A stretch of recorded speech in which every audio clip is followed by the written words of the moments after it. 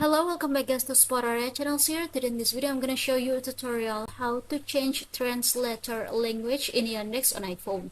But before it, I hope you guys click subscribe and the bell button to support the channel. And so now without any further ado, let's get started to the video. Well guys, firstly, of course, you just have to open your Yandex applications, and after you just have to search some sites here guys. Here I'm gonna search it first. For example, in this page here guys, to change the translation language, here I'm gonna translation it first. I'm gonna tap on this three dots button.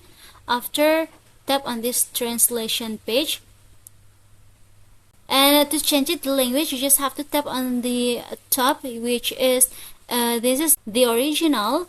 For example, I'm gonna change it from English side to Indonesia. I guess I'm gonna tap on it, and after, just choose the language that you wanna translate it.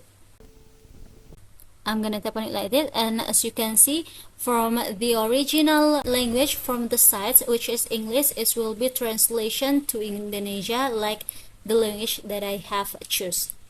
So yeah, I think it's enough from me. Thank you for watching this video. Don't forget to leave your like and comments below, and I'll see you soon on the next one. Goodbye.